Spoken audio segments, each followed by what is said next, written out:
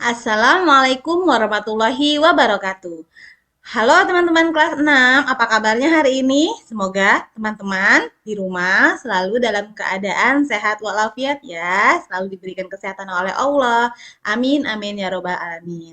Teman-teman kelas 6, hari ini kita akan belajar tematik. Tema satu yaitu selamatkan makhluk hidup dengan subtema 2 hewan sahabatku. Hari ini hari Selasa, tanggal 27 Juli 2021, kita akan belajar pembelajaran 3 ya. Teman-teman, sebelum pembelajaran kita mulai, mari kita siapkan beberapa hal dulu ya. Yang pertama adalah, jangan lupa teman-teman ketika menonton video ini menyiapkan buku tematik tema 6A ya. Seperti ini contohnya. Kemudian yang kedua, teman-teman ketika menonton video ini sudah menyiapkan alat tulis. Untuk apa? Untuk teman-teman mencatat penjelasan yang akan Bunda jelaskan hari ini. Kemudian yang ketiga adalah teman-teman sebelum belajar, alangkah baiknya kita berdoa terlebih dahulu ya, membaca doa ketika belajar. Mari kita angkat kedua tangannya, kita baca basmalah. Bismillahirrahmanirrahim. Rabbi zidni ilma warzuqni fahma. Amin. Semoga pembelajaran kita hari ini dapat bermanfaat untuk teman-teman semua. Amin.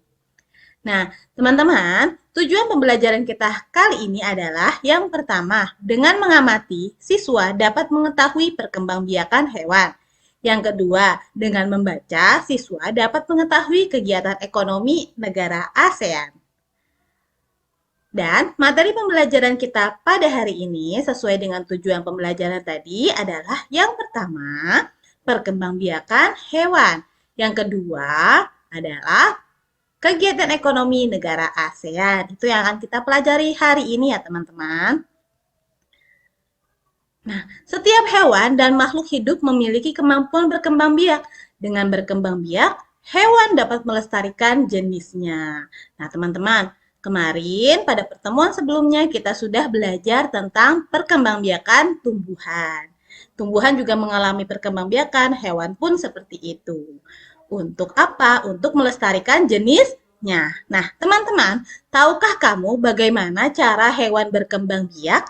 Nah, di sini ada gambar-gambar hewan, ada kura-kura, ikan, sapi, burung elang, buaya, ada kucing, ayam, ikan paus, ular. Kira-kira mereka berkembang biaknya seperti apa ya? Ada yang sudah tahu belum?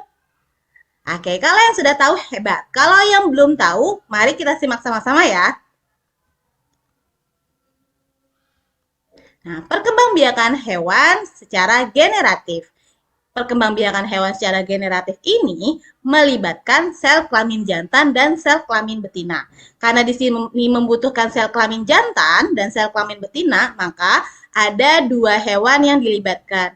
Yang jantan itu adalah hewan yang laki-laki, kemudian yang betina adalah hewan yang perempuan. Kalau di secara manusia ya, seperti itu. Nah, kalau di hewan itu disebut dengan jantan dan betina. Itu gendernya masing-masing ketika jadi hewan, gitu ya teman-teman ya. Kalau manusia itu ada perempuan, ada laki-laki, gitu. Nah, ini dilakukan secara kawin ya, teman-teman ya. Nah, perkembangbiakan hewan secara generatif ini dibagi menjadi tiga. Yang pertama adalah ovipar atau bertelur. Yang kedua adalah vivipar, beranak atau melahirkan, ya. Kemudian yang ketiga adalah ovovivipar. Dia bisa berkembang biak dengan cara dua, yaitu bertelur dan beranak. Kira-kira hewan apa saja yang berkembang biak dengan cara ovipar, vivipar, atau ovovivipar? Yuk kita sama-sama saksikan ya. Yang pertama adalah perkembangbiakan dengan cara ovipar atau bertelur. Apa sih itu? Nah, ovipar adalah hewan yang berkembang biak dengan cara bertelur. Nah, jenis hewan yang berkembang biak dengan cara ovipar ini kira-kira apa saja? Nah, kayak seperti yang di layar ini ada hewan di sini apa teman-teman? Ya, betul sekali, burung. Nah, salah satu yang berkembang biak dengan cara ovipar adalah burung. Bunda akan sebutkan jenis-jenis hewan yang berkembang biak dengan cara ovipar. Nah, di sini ada 5 jenis. Yang pertama adalah reptilia. Reptilia ini adalah hewan yang melata. ya, teman-teman ya, bisa disebutkan contohnya adalah buaya. Buaya berkembang biak dengan cara bertelur. Kemudian yang kedua, jenis yang kedua adalah jenis burung atau aves. Jenis yang burung-burungan ini seperti burung elang, kemudian bebek, itik, ayam, dan burung elang, jenis-jenis burung lainnya itu berkembang biak dengan cara bertelur, dengan cara diteramkan telurnya. Itu adalah jenis hewan yang berkembang biak dengan cara bertelur atau ovipar. Jenis yang ketiga adalah ikan. Ikan dominannya itu adalah berkembang biak dengan cara bertelur. Namun ada juga yang melahirkan ya, nanti akan mudah jelaskan selanjutnya. Kemudian yang keempat adalah amfibi. Contohnya adalah katak ya teman-teman ya. Kemudian serangga, jenis-jenis serangga juga berkembang biak dengan cara ovipar atau bertelur. Nah, ini adalah contoh, salah satu gambarnya adalah ayam, ayam dan telur-telurnya. Itu ya teman-teman, ovipar bertelur. Kemudian yang kedua adalah berkembang biak dengan cara vivipar atau beranak atau melahirkan ya. Nah, vivipar merupakan perkembangbiakan hewan yang berkembang biak dengan cara melahirkan atau beranak, seperti manusia. Ya, kalau manusia juga beranak atau melahirkan. Jenis hewan yang berkembang biak dengan cara vivipar atau beranak adalah jenis hewan yang mamalia. Ya, seperti manusia sebenarnya yang mamalia itu yang menyusui, itu yang beranak itu mamalia ya. Contoh hewan yang mamalia apa aja? Yang pertama harimau, kemudian monyet, dia juga beranak atau jenis mamalia juga dia. Gajah, ikan paus, ikan lumba-lumba. Nah, ini adalah jenis hewan yang berkembang biak dengan cara vivipar. Ini paling banyak itu kayak hewan yang berkaki 4 sih ya. Harimau, monyet, gajah, kerbau, sapi, kambing. Terus apalagi ayo teman-teman sebutin. Nanti teman-teman sebutin ya kira-kira apa saja sih yang melahirkan berkembang biak dengan cara melahirkan. Ada banyak loh teman-teman. Pasti teman-teman tahu. Nah, di sini ada dua ikan yang berkembang biak dengan cara melahirkan. Ini ada ikan paus dan ikan lumba-lumba. Karena ikan paus dan ikan lumba-lumba itu termasuk hewan mamalia juga loh, teman-teman. Nah, ini adalah contohnya. Kucing tuh, kucing sedang menyusui anaknya, dia habis melahirkan. Itu ya, salah satu contohnya ya. Nah, yang ketiga adalah ovovivipar. Dari kata-katanya sudah penggabungan dari ovipar dan vivipar. Jadi digabung jadi ovovivipar. Dia berkembang biak dengan dua cara bertelur dan beranak.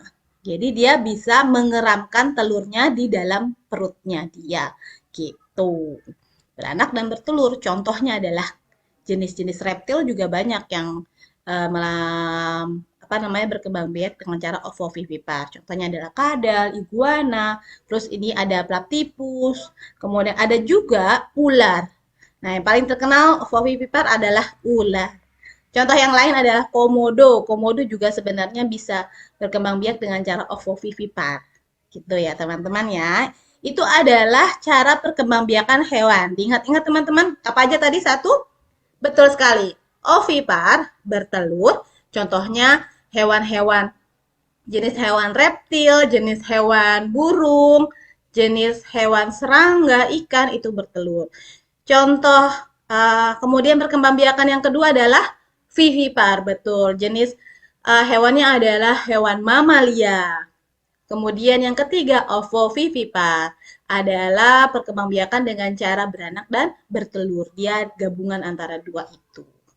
Itu ya teman-teman ya, itu adalah perkembangbiakan hewan. Nah, nanti teman-teman boleh cari lebih banyak informasinya, boleh dari Google, boleh dari buku referensi yang lain.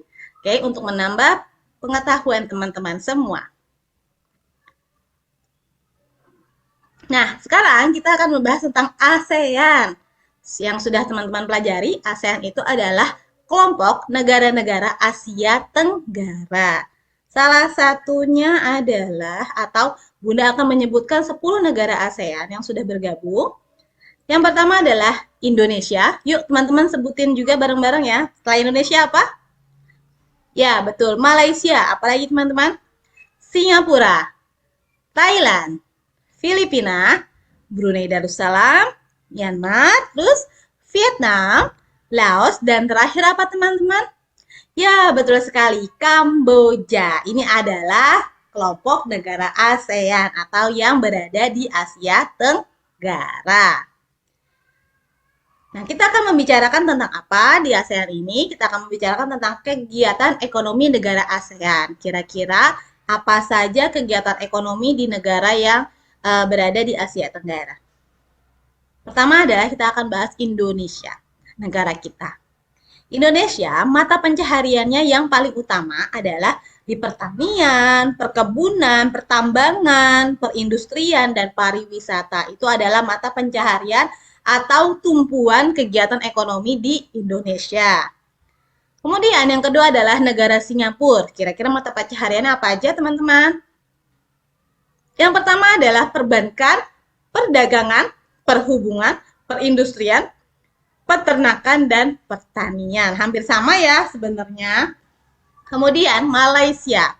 Malaysia mata pencahariannya ada di pertambangan, pertanian, perindustrian. Kemudian yang keempat Brunei Darussalam. Mata pencahariannya dominannya dia ada di dua aspek ini, minyak bumi dan gas alam. Karena Brunei kaya sekali dengan minyak bumi dan gas alamnya. Nah, selanjutnya, negara selanjutnya adalah Filipina. Mata pencahariannya pada pertanian, pertambangan, dan perindustrian. Kemudian, Thailand. Nah, kalau Thailand ini mata pencahariannya ada di pertanian, kehutanan, pertambangan, dan perindustrian. Dan paling utama itu sebenarnya di pertanian yaitu padi.